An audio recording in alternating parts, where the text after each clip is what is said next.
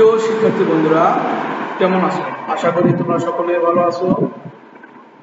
আজ বাদুড়া school and কলেজের online স্কুলের পক্ষ থেকে তোমাদেরকে সকলকে শুভেচ্ছা।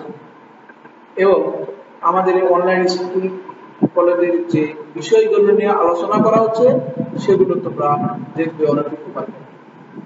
যাই হোক, আমি যে বিষয়টি নিয়ে আজকের পাঠে আলোচনা করব সেই বিষয়টি হচ্ছে শ্রেণী নবম দশম বিষয় পদার্থবিজ্ঞানের যে বিষয়টি আমি আলোচনা করব সেই বিষয়টি হচ্ছে পদার্থবিজ্ঞানের পঞ্চম অধ্যায়, পদার্থের অবস্থা এবং চাপ।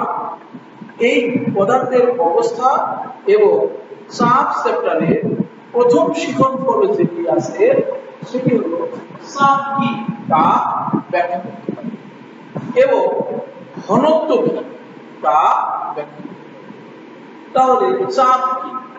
চাপ হচ্ছে যে আমরা যদি সংজ্ঞায় বলি, চাপের সংজ্ঞা এরকম যে কোনো বস্তু একক ক্ষেত্রফলের উপর লম্বভাবে ক্রিয়ারত প্রযুক্ত বলকে তার চাপ। আবার আমি বলি যে কোনো বস্তু একক ক্ষেত্রফলের উপর লম্বভাবে ক্রিয়ারত প্রযুক্ত বলকে তার চাপ। এই চাপকে পি দ্বারা প্রকাশ করা হয়। এখন এই চাপের গাণিতিক ব্যাখ্যা। তাহলে ধরি বা মনে করি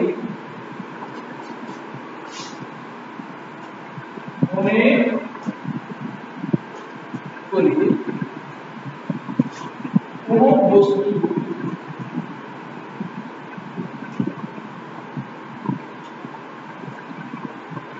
বস্তু এর ক্ষেত্রফলের উপর প্রযুক্ত বল F। তাহলে ওই বস্তু একক ক্ষেত্রফলের উপর প্রযুক্ত বলটা হবে F ভাগ A।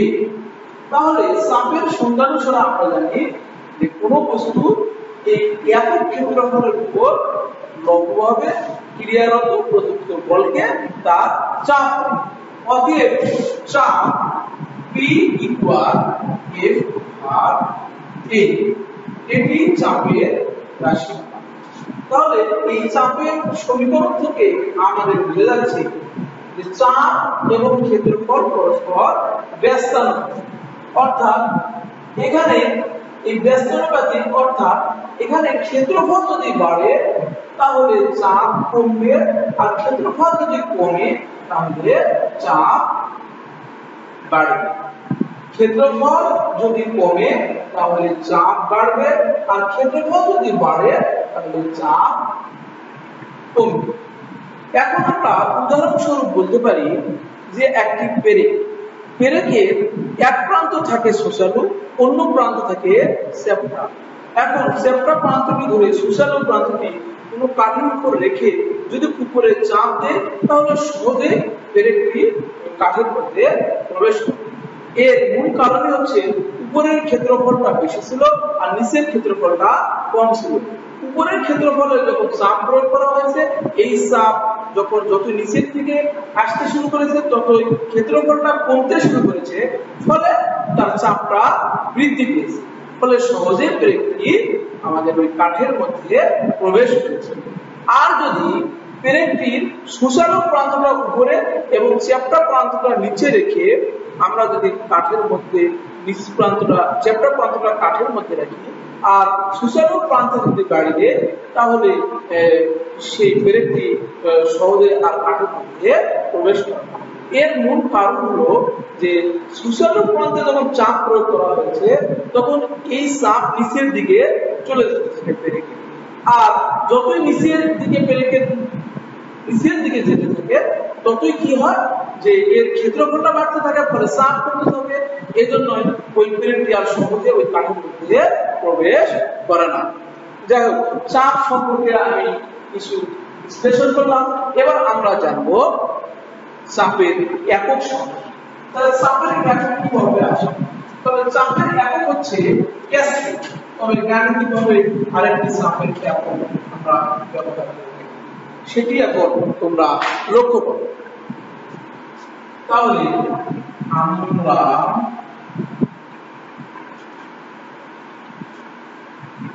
জানি চাপ P সমান F ভাগ, এখানে দেখো F টা কি বল, এটা কি ক্ষেত্রফল, আর P টা হচ্ছে চাপ। তাহলে এখানে F বলের একক হচ্ছে নিউটন আর ক্ষেত্রফলের একক হচ্ছে মিটার স্কয়ার। এটিকে যদি আমরা মিটার স্কয়ার কে উপরে তুলে দেই তাহলে এখানে লেখা যায় n ইনভার্স 2। এটি কিন্তু আমাদের চাপের একক। এবার আমরা চাপের মাত্রা সম্পর্কে জানব। চাপের মাত্রা, তাহলে হচ্ছে এই মাত্রা, চাপ এই P সমান F ভাগ A। তাহলে এর মাত্রা সম্পর্কে আমরা জানি। তাহলে এখানে A হচ্ছে বল এবং A হচ্ছে ক্ষেত্রফল। তাহলে বল F সমান জানি m a। তাহলে এখানে m টা হচ্ছে বস্তুর ভর আর a টা হচ্ছে ত্বরণ। তাহলে ভরের মাত্রা হচ্ছে বড় হাতের m আর ত্বরণের মাত্রা হচ্ছে m t ইনভার্স 2। এটি কিন্তু বিশেষ করে বলের মাত্রা। এটা কার মাত্রা? এটা হচ্ছে বলের মাত্রা। এখন আমরা ক্ষেত্রফলের মাত্রা দেব। ক্ষেত্রফল A সমান আমরা জানি দৈর্ঘ্য গুণন প্রস্থ। তাহলে এখানে দেখো দৈর্ঘ্যটা একটা দূরত্ব, প্রস্থটা একটা দূরত্ব। দূরত্বকে আমরা যখন মাত্রায় প্রকাশ করি তখন বড় হাতের L দ্বারা প্রকাশ করি। তাহলে এখানে দৈর্ঘ্য আমরা বড় হাতের L গুণন A, L করলে হবে L স্কয়ার। এখন এই A এবং F এর মান যদি আমরা এই সমীকরণে বসাই দেই তাহলে কি আসে? F এবং L এর মান।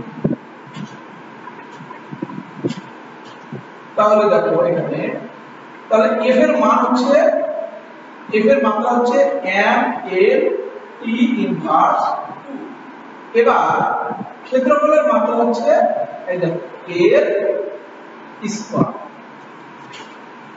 তাহলে আমরা যদি এই L আর L স্কয়ার দিই তাহলে এখান থেকে একটা L চলে যাবে, ফলে আমাদের আসবে m t ইনভার্স 2 আর নিচে থাকবে হচ্ছে L। এখন এটিকে যদি আমরা উপরে তুলে দিই তাহলে হবে m L inverse 1 t inverse 2। এটি কিন্তু চাপের মাত্রা। তাহলে এটা হচ্ছে চাপের মাত্রা। তাহলে আমরা মাত্রা চাপ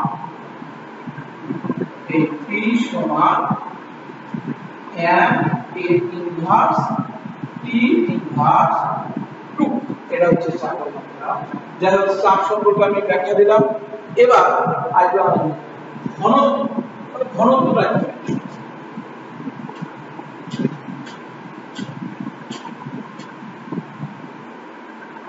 ঘনত্ব, ঘনত্বকে আমরা রো দ্বারা প্রকাশ করি।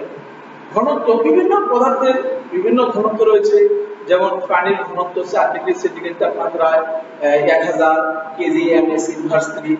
আবার দেখা যাচ্ছে যে কেরোসিনের ঘনত্ব 800। এরকম বিভিন্ন পদার্থের ঘনত্ব বিভিন্ন রয়েছে। তাহলে ঘনত্বকে রো দ্বারা প্রকাশ করা হয়। ঘনত্ব কাকে বলবো? তাহলে ঘনত্ব হচ্ছে যে একক আয়তনের ভরকে তার উপাদানের ঘনত্ব। তাহলে ঘনত্ব কাকে বলে? ঘনত্ব হচ্ছে কোন বস্তুর একক আয়তনের ভরকে তার উপাদানের ঘনত্ব বলে। ঘনত্বকে রো দ্বারা প্রকাশ করা হয়। এখন এর যদি আমরা ব্যাখ্যা আসি, ঘনত্বকে রো দ্বারা প্রকাশ করা হয়। এবং ঘনত্বের আমরা যদি ব্যাখ্যা আসি তাহলে কিউ। তাহলে এই ঘনত্ব মনে করি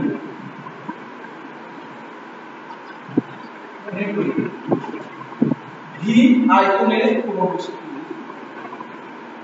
ভি আয়তনের কোন বস্তুর ভর হচ্ছে m অতএব একক আয়তনের বস্তুর ভর সমান হবে এই m আর তা আমরা ঘনত্বের সংজ্ঞা অনুসারে জানি যে একক আয়তনের ভরকে তার উপাদানের ঘনত্ব অতএব ঘনত্ব এই রো ইকুয়াল m আর তাহলে এখানে m হচ্ছে ওই বস্তুর ভর v হচ্ছে ওই বস্তুর আয়তন আর রো হচ্ছে ওই বস্তুর ঘনত্ব এবার আমরা ঘনত্বের একক সম্পর্কে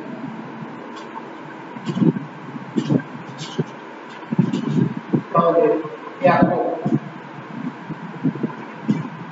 তাহলে আমরা জানি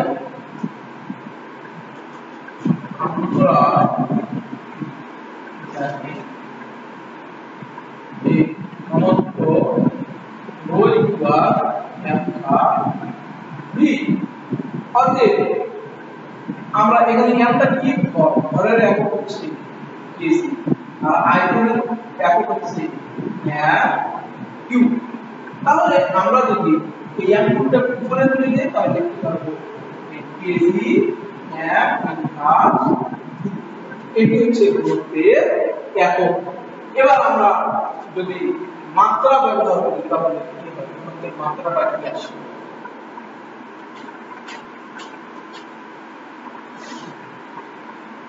ঘনত্বের এই মাত্রা তাহলে আমরা জানি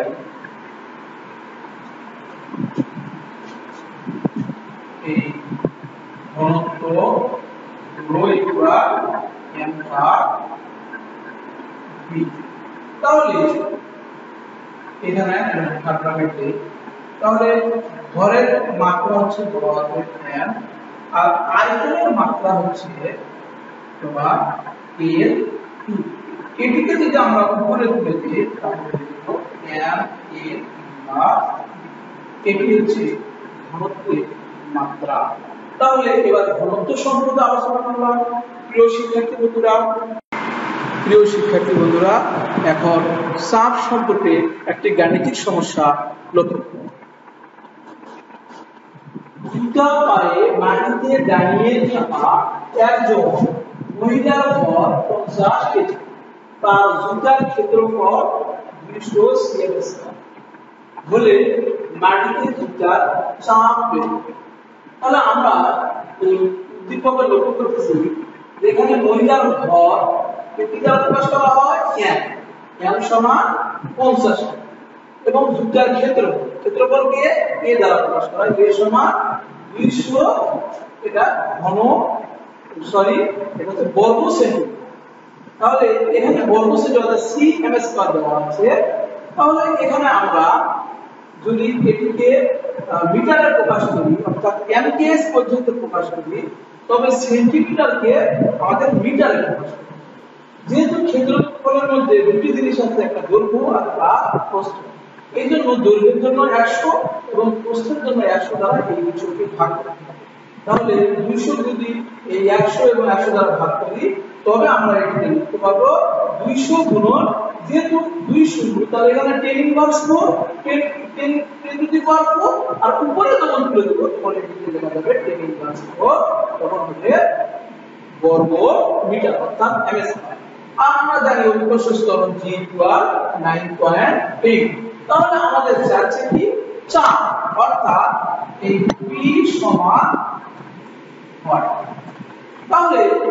আমরা জানি চাপ p সমান f ভাগ a তাহলে f সমান আমরা জানি mg ভাগ a এখানে m এর মান 50 g এর মান 9.8 এবং ক্ষেত্রফল এখানে আমাদের আছে 200 গুণ 10 ইনভার্স সেটি আমরা ক্ষেত্রফলের জায়গায় বসালাম এবং এটিকে ক্যালকুলেশন করলে হিসাব করে চলে আসবে 2.45 into 10 to the power 4 Pascal.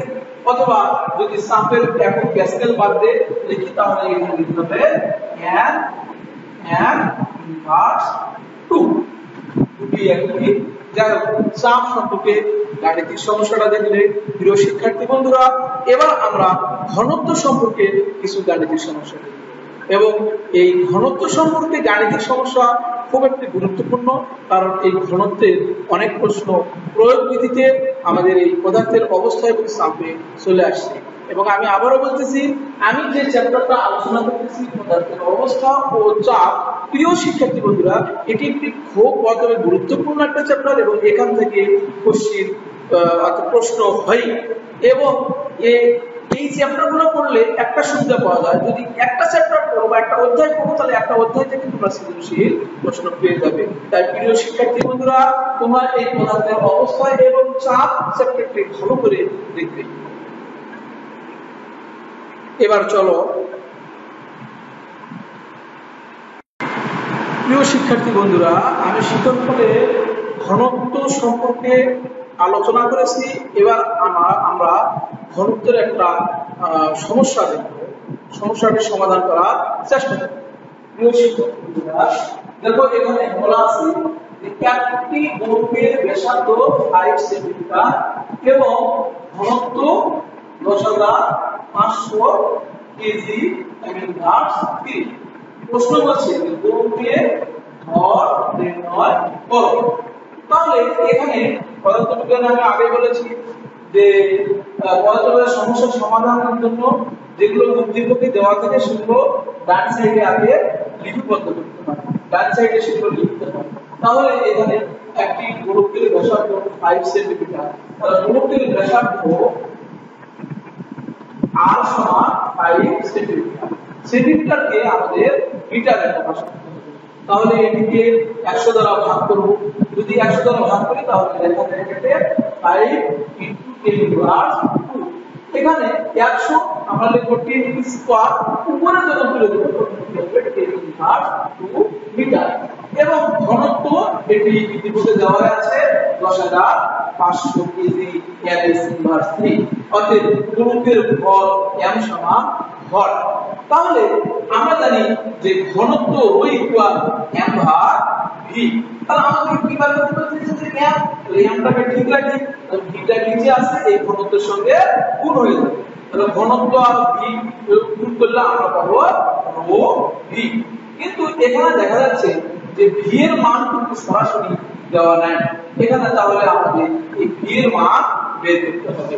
তাহলে v এর মান বের করার জন্য এখানে বলা আছে যে গোলকে একটা গোলকে, তাহলে এই গোলকের ব্যাসার্ধ, এখানে গোলক যদি হয় তবে আমরা এটাকে বলতে পারি যে এই গোলক একটা হয় গোলাকৃতি। তাহলে গোলাকৃতির এখানে একটা আয়তনের সূত্র আছে, সেই সূত্রটা হচ্ছে v ইকুয়াল 4/3 পাই r কিউব। তাহলে এখানে 4/3 লিখলাম into 3. পাই এর মান 1416 into r এর মান 5 গুণন 10 ইনভার্স 2।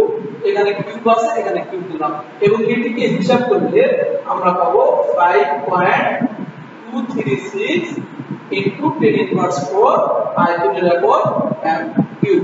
তাহলে আমরা এখন এক নম্বর সমীকরণ অতএব